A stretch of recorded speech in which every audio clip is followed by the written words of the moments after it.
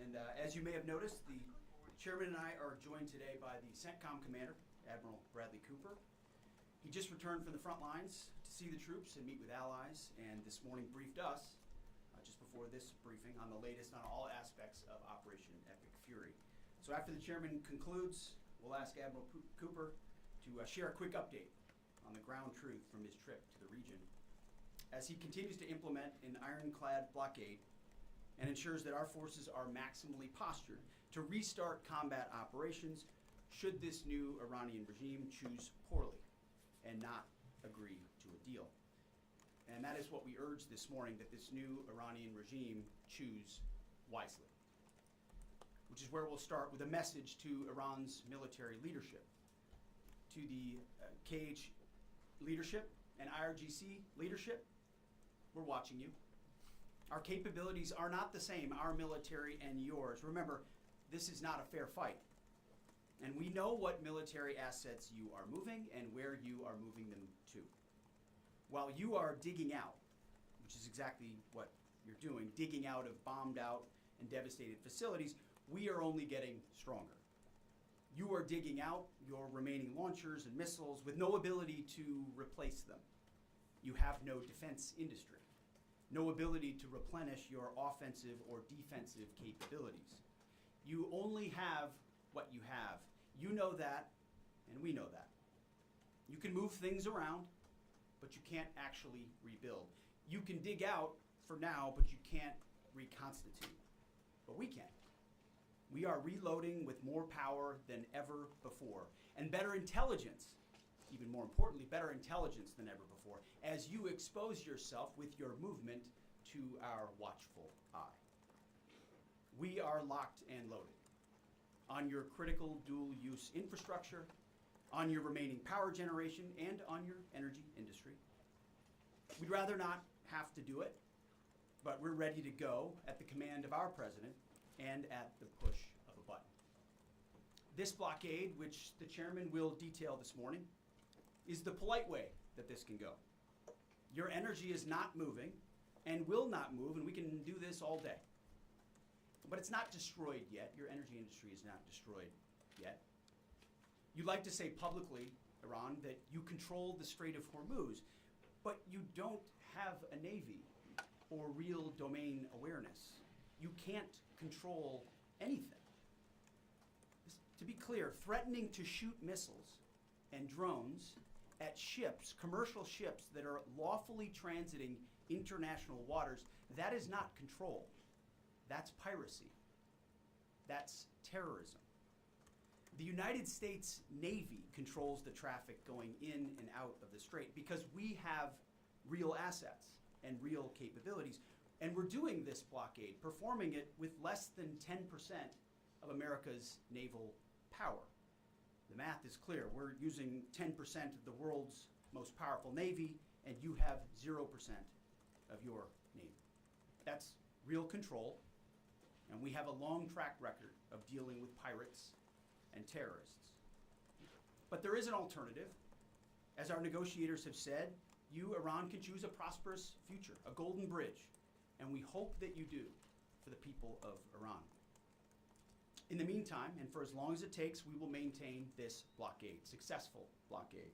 But if Iran chooses poorly, then they will have a blockade and bombs dropping on infrastructure, power, and energy. And at the same time, Treasury Secretary Scott Bessent and our friends over at Treasury are launching Operation Economic Fury as well, maximizing economic pressure across the entirety of the government. To Iran, choose wisely. The world watched, and so did you, as the U.S. military moved seamlessly from major combat operations to a world-class blockade. We can make that transition again, very quickly, and even more powerfully than ever. At the direction of President Trump, the War Department will ensure that Iran never has a nuclear weapon. Never. We'd prefer to do it the nice way, through a deal led by our great Vice President and negotiating team, or we can do it the hard way. We urge this new regime to choose wisely. Speaking of choosing wisely, a note to the press corps, to the American media, as I just can't help but notice the endless stream of garbage, the relentlessly negative coverage you cannot resist peddling, despite the historic and important success of this effort and the success of our troops. Sometimes it's hard to figure out what side some of you are actually on. It's incredibly unpatriotic. This same press corps, not this exact same press corps, but at least an older press corps, bent over backwards during the Biden administration to explain away the disastrous and disgraceful Afghanistan withdrawal. You called it the greatest airlift in American history. It's almost like you're cheering only for one side. This past Sunday, I was sitting in church with my family, and our minister preached from the book of Mark, the 3rd chapter. And in the passage, Jesus entered a synagogue and healed a man with a withered hand. The Pharisees came to watch. And as the scripture reads, they came to see whether Jesus, would heal him, or he would heal him on the Sabbath, so that they might accuse him. You see, the Pharisees, the so-called and self-appointed elites of their time, they were there to witness, to write everything down, to report. But their hearts were hardened. Even though they witnessed a literal miracle, it didn't matter. They were only there to explain away the goodness in pursuit of their agenda. As the passage ends, the Pharisees went out and immediately held counsel against him, how to destroy him. I sat there in church and I thought, our press are just like these Pharisees. Not all of you, but the legacy Trump-hating press. Your politically motivated animus for President Trump nearly completely blinds you from the brilliance of our American warriors. The Pharisees scrutinized every good act in order to find a violation, only looking for the negative. The hardened hearts of our press are calibrated only to impugn. I would ask you to open your eyes to the goodness, the historic success of our troops, the courage of this president, and this historic moment for a deal that could end the Iranian nuclear threat, the incredible battlefield victory laid before your eyes, the not one, but 2 incredible rescue missions, miracles, you might say, or a locked-in blockade. Or how about historic recruiting numbers?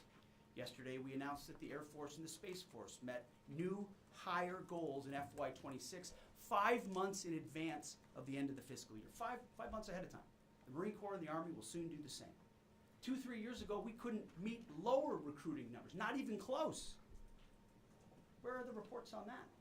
Where's the coverage of the new spirit in the country, the new spirit in the ranks, the surge of Americans wanting to join the greatest military in the world?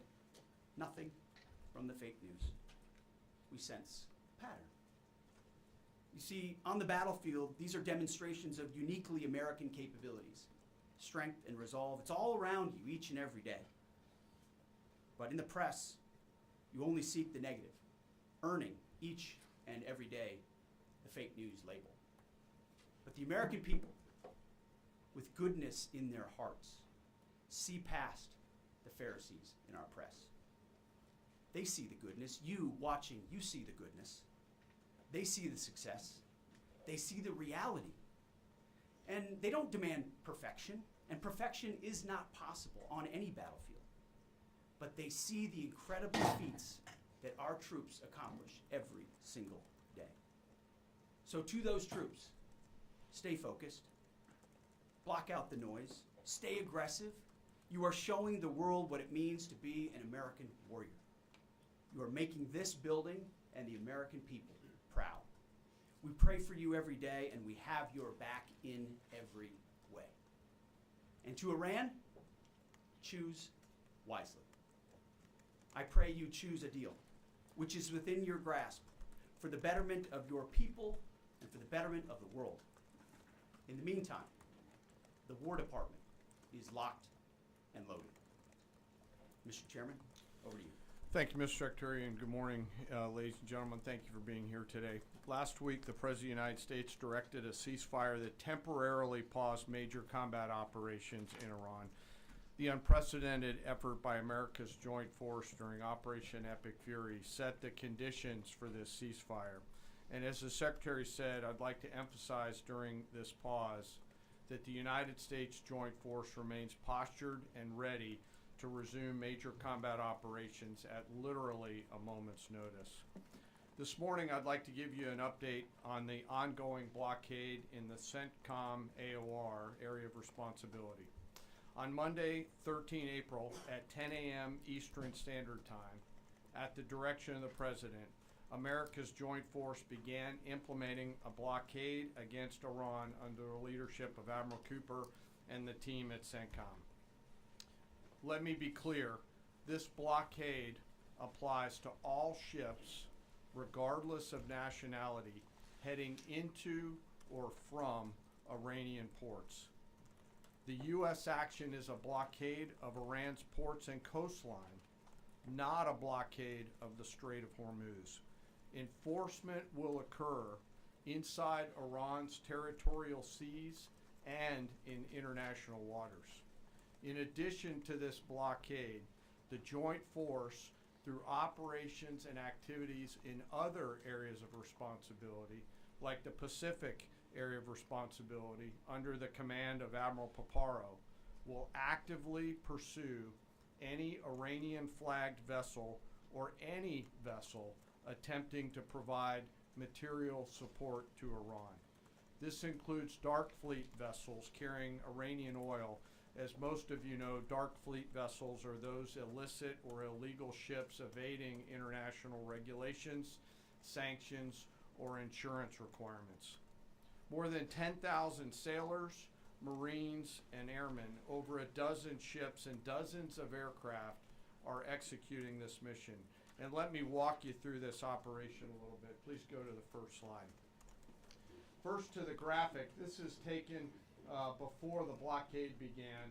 North is up. You can see the blockade line here in the center of the graphic, denoted by the red dashed line.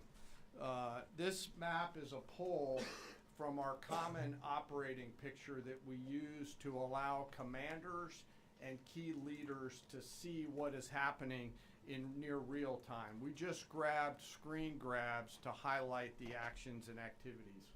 What is not shown is how incredibly congested this area is and the incredible work that our sailors are doing to ensure that they can work in and around an incredibly busy water space. What is also not depicted here is the massive force of fighters, intelligence aircraft, helicopters, and other embarked forces, to include aerial refueling tankers that are up overhead this blockade area. You'll note that the U.S. forces are in blue, Iranian ships are in red, and as we started this blockade, there were 7 ships of interest that were of concern for U.S. Central Command.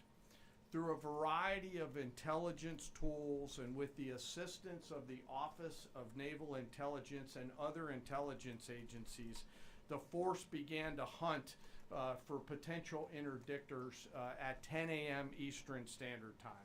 Next slide, please. It's now 12:40 Eastern Daylight Time, 2 hours and 40 minutes into the blockade, as attempted blockade runners attempt to hop the line. U.S. forces began to commit. Out in front of them was a range of intelligence, surveillance, reconnaissance, and tactical assets. And immediately these runners began to see, sense, and feel America's combat power compressing upon them. The lead ship, normally a destroyer as depicted here, along with air power off of the USS Abraham Lincoln Strike Group, began to move towards those ships. At each point, the United States Navy will transmit a warning A young sailor, normally on the bridge of one of those destroyers, a junior officer, picks up that mic and transmits, and I quote, "Do not attempt to breach the blockade. Vessels will be boarded for interdiction and seizure transiting to or from Iranian ports. Turn around or prepare to be boarded. If you do not comply with this blockade, we will use force." And as this message is being transmitted, as I mentioned earlier, those shipmasters can literally see, sense, and feel the pressure around them. It's a finely tuned machine, rehearsed multiple times, and executed now 13 times since the blockade has begun. Next slide, please. We're now 24 hours plus into the blockade. You can see the turning around of multiple ships, 12 of which stayed inside the blockade line, one of which not depicted, off to the eastern side, turned around before even attempting it. Any ship that would cross the blockade would result in our sailors executing pre-planned tactics designed to bring the force to that ship, if need be, board the ship and take her over. And that includes a series of escalated force options, which could include warning shots and others. Next slide. The final graphic shows taken at 11:20 p.m. the night of 14 April. You can see that the captains of all these ships have made the wise decision not to move, transit, or run this blockade. As I mentioned, so far 13 ships have made the wise choice of turning around. And as we continue to hold this blockade at the order of the Secretary and the President, any vessel that compares to comply with our instructions will be dealt with accordingly. As of this morning, U.S. Central Command has not been required to board any particular ships. And I'll remind you that we are also conducting similar maritime interdiction actions and activities in the Pacific AOR against those ships that left that area before we began the blockade. Before I turn it over to Admiral Cooper, I want to talk briefly today about the men and women enforcing the blockade, America's sailors and Marines, and today particularly our destroyer and surface forces. When we talk about an American destroyer, it's important that you and the American people understand their capabilities. An Arleigh Burke-class destroyer are the backbone of the United States Navy surface fleet. Over 500 feet long, they displace 9,000 tons, and it is the sports car of the United States Navy. From the keel to the mast, they stand nearly 10 stories tall, and their 4 gas turbine engines can drive the ship at 30-plus knots. These ships are armed to the teeth with surface-to-air missiles, land attack cruise missiles, anti-ship missiles, anti-submarine rockets, torpedoes, 5-inch naval guns, multiple electronic warfare systems, embarked helicopters, extending the reach and capability of each and every one of these destroyers. But far and away, the most important weapon on board these ships is the American sailor.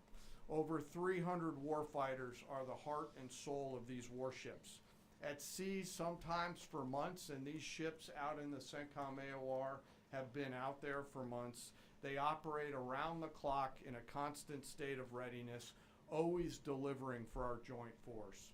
It's hot in the engine room. The engineering team keeps the lights on and the ship powered and able to respond to the orders from the bridge. On that bridge, our sailors maintain a constant watch, maneuvering the ship tactically and safely through always congested water space. And there is a lot out there. It is like driving a sports car through a supermarket parking lot on a payday weekend with thousands of kids in that parking lot as you attempt to maneuver through there to get to that ship that would attempt to run that blockade.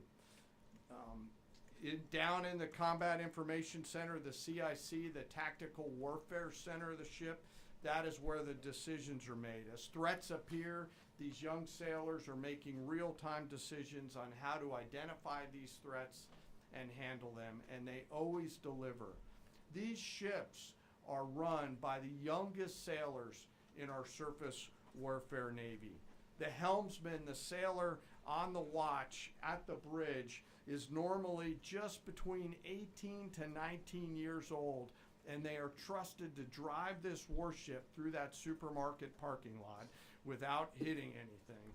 The conning officer, an equally young commissioned officer who's normally just a few years out of college, is the ones that are giving that young helmsman the orders on where to take that American warship to execute the mission that the Secretary and the President has given us. These are incredibly well-trained sailors. They are led by incredible leaders, salty, experienced leaders, and trusted with deep responsibility. And I'm so humbled and proud of America's Navy. These sailors choose to take the road less traveled to go into the historic surface Navy, and they deliver every single day. Finally, as I often do, I want to highlight one of those surface sailors today and remember our fallen. Today we remember Ensign Robert Thompson of the U.S. Laffey, who died on this day in 1945 in the Battle of Okinawa. He was killed while fighting a fire along with 31 others as 2 Japanese kamikaze aircraft hit their ship. He passed away 1 week after his 22nd birthday and was posthumously awarded the Navy Cross. We remember Ensign Thompson today and all of our World War II vets who continue to give us the gift of a great example. And those surface warfare sailors who are out there doing the job right now take the courage, grit, and determination that those World War II vets gave us into these actions and activities that they're tasked to do every single day. So now I'd like to turn it over to Admiral Cooper to give us a readout of his recent trip to the region. Well, good morning, and Mr. Secretary, thank you for the kind invitation, and Chairman, great to join you. It's a real honor to be here representing the more than 50,000 American service members deployed throughout the Middle East today, supporting operations. And it's great to have the opportunity to highlight the tremendous efforts our warfighters operating forward and the important partnerships with regional allies that continue to thrive. In fact, yesterday I returned from my second trip to the Middle East in the past 15 days. 2 very different visits, one during our offensive operations against Iran, and the second in this most recent trip during the ongoing ceasefire. Very different. During both of my recent trips, I visited with our troops who were deployed across the region in more than 70 different locations, in a distance that largely spans between Florida and Arizona. I've long believed that every success that we have starts and ends with our people, and boy does this shine through brightly. During these visits, I had the privilege of personally recognizing more than 100 servicemen and women for their extraordinary valor, their courage, and their initiative under fire and delivering fire. And every time I interact with these young men and women downrange, I am deeply inspired by their courage, their resilience, and their unwavering commitment. The stories are remarkable. In many cases, you've seen this play out over TV. Fighter pilots who took out Iranian missile launchers in the moments prior to their launch against Americans and our partners, and who hit key military targets in and around Tehran on the attack more than 13,000 times. I met with some of the teams that helped to bring our F-15 airmen home safely from Iran and heard first-person accounts of the stories. Absolute heroes. I spent time with our troops who are employing cutting-edge tactics and technology for the first time in warfare. I won't be able to talk about what those are, but these young men and women are breaking new ground. It's incredibly inspiring. I met with teams who launched our own one-way attack drones into Iran. These were originally Iranian-designed drones. We brought them back to America, took the guts out, put a Made American stamp on them, and fired them right back to Iran. Very effective. I met with teams who are employing AI every single day to help us sift through vast amounts of information to help us make decisions faster. And importantly, humans are always in the loop in this process. I met with our Space Force teams and our cyber specialists, whose work cannot be discussed, but who serve with indispensable impact. I met with our logisticians and sustainers all over the region. There is just no military that executes logistics like the U.S. military. This group is doing exceptional work, moving thousands of tons every single day. I met with our air defenders who shot down Iranian ballistic missiles. My message for this group in particular is that their actions most certainly saved thousands of lives across the Middle East during Epic Fury. And all told, my personal assessment is, after these couple of trips, is our troops are highly motivated, they're focused, they're vigilant, and they're ready. And they're using this time to do a couple of things. We're rearming, we're retooling, and we're adjusting our tactics, techniques, and procedures. There's no military in the world that adjusts like we do, and that's exactly what we're doing right now during the ceasefire. A little note about partners. My discussion with regional allies and partners, both at the senior civilian level and the senior military level, reinforced our shared commitment to regional security. But beyond that, having now fought together side by side, I assess that our military partnerships are stronger than ever as we continue to maintain a very active defense posture across the region during this ceasefire. And that posture stretches across the entire Arabian Peninsula, and it runs from northern Iraq all the way down into the northern Arabian Gulf. In creating the largest air defense umbrella in the world across the Middle East, we embedded specially trained U.S. military air defenders alongside our partner nation soldiers, side by side, literally side by side. And to give you a sense of their contribution and impact, the King and Crown Prince of Bahrain both personally knew our soldiers by name. These leaders expressed appreciation for our service member who continue to stand shoulder to shoulder with our partners in support of regional defense. And this is a sentiment that is widely shared across every Gulf ally. I heard this message over and over again, which is, we stand with you. As the Secretary and the Chairman have said, Bahrain, UAE, Saudi Arabia, Qatar, Kuwait, and Jordan have been exceptional teammates. I had a chance to meet with both their senior leadership as well as their troops. Boy, equally inspiring and equally committed to mutual defense. They defended Americans and they defended their own country. It was inspiring.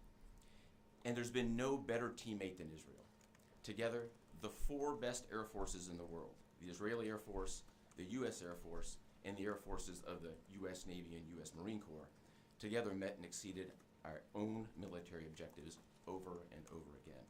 Twice in the past 2 weeks, I've met with the Israeli Chief of Defense to ensure that we remain closely aligned, and we do. And then finally, let me just close by saluting the brave men and women who are in uniform and who continue to answer the call with unrivaled lethality, great teamwork, and resolve. We've asked them to stay ready during this period, and that's exactly what they're doing. I couldn't be prouder, and I know that you and the American people share in that same pride. Thank you so much. All right, we'll take a few questions. Go ahead. Thank you. Alexandra Ingersoll, One American News. How is the Iranians' decimated command and control affecting the ceasefire at this juncture? Ergo, how are we enforcing a ceasefire with an enemy who has virtually no command and control? And then one other question about the Houthis being, have the Houthis been an issue in the Straits of Hormuz and the Bab al-Mandab Strait at the Red Sea, or are we tracking that militarily? Appreciate that. On the ceasefire front, it's right. Their command and control capabilities are highly degraded. So their ability to talk, see, sense is at the worst it's ever been. But their motivation to want to stay in the ceasefire is very high because they understand that a violation of that ceasefire means a commencement, once again, of Admiral Cooper's forces, which went very poorly for them. So they have a high incentive to maintain that ceasefire, even though they can't talk and organize as well as they'd like to. And then as far as the Houthis, thus far, they have stayed out of it, which, of course, we think is a good decision by them, and I think is a reflection of the fact that over a year ago in Operation Rough Rider, we had an ongoing and intense campaign that demonstrated American capabilities, which has them hesitating to want to do something on that strait, which I think would be a poor choice. Good morning, Mr. Secretary, gentlemen. David Zia, Real America's Voice. As commercial shipping ramps up, you know, there was 130 ships a day going through there. As that happens, ships have to anchor up, right, and wait to pass through the narrow strait. Is there any progress with an international force to phase out U.S. military-led escorts or other? Is anyone stepping up to do that? It's a great question. Long term. They should be. There's a lot of talk, and what we've seen in this conflict from allies, and those is a lot of talk, except for the ones that were mentioned by Admiral Cooper in the region, who've been phenomenal. Other allies have talked a lot and haven't done anything. And as the President has pointed out, this is a waterway that the American commerce doesn't use all that much. We don't rely on the energy coming out of the Strait of Hormuz, but Asia does, and Europe does, and large parts of the rest of the world do.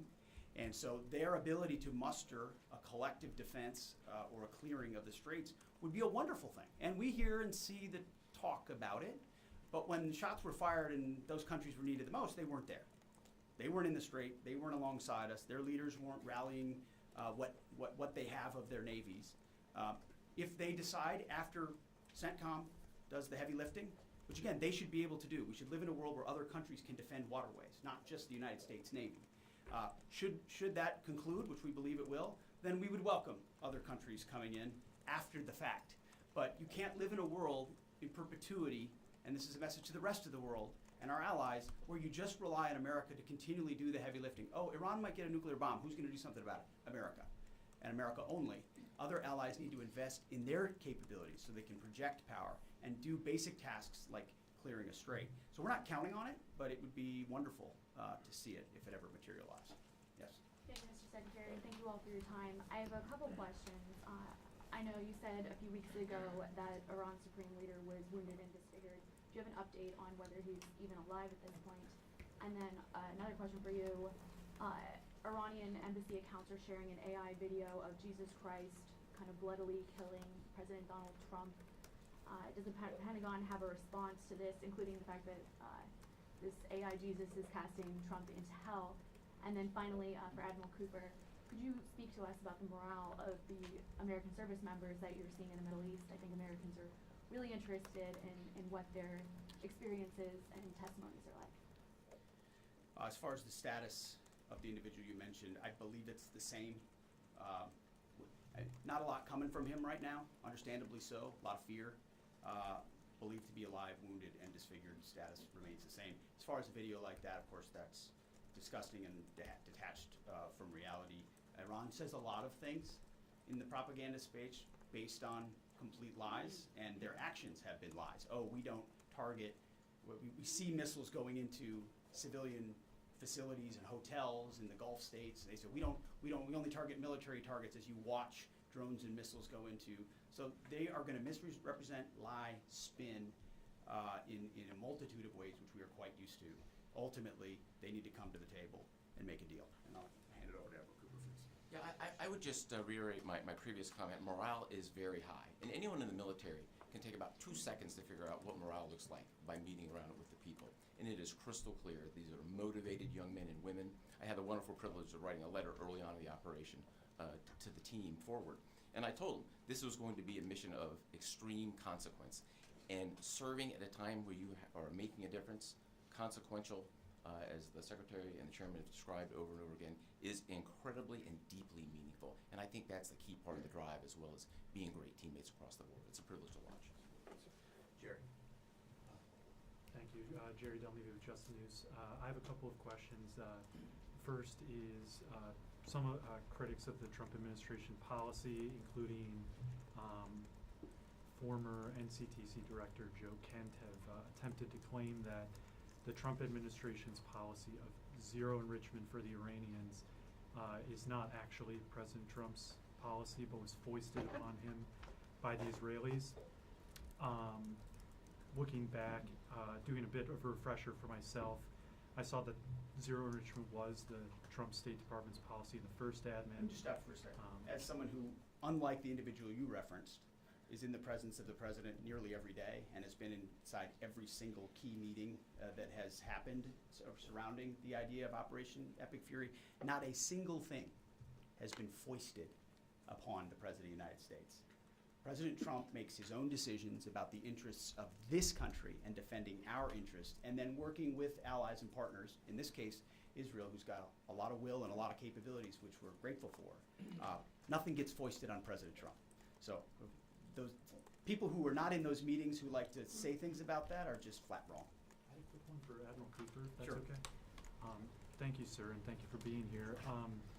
So during Operation Epic Fury, 13 U.S. service members have lost their lives, some of them in an apparent aircraft refueling accident, and some of them from Iranian strikes, including a drone strike. I was wondering if you could share a little bit with us about how those Iranian strikes were able to be successful, and what lessons you've learned, and how you're applying those lessons in the future to make sure that we're able to defend a little bit better against that sort of Sure, thing. really broad question, but first, we will always honor the fallen, and the 13 who lost their lives really help steel the resolve and congeal the motivation of the forces that are conterred. I met many people who knew the fallen personally.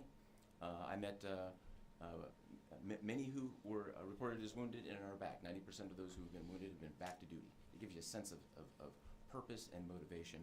We have collected dozens, if not hundreds, of lessons learned.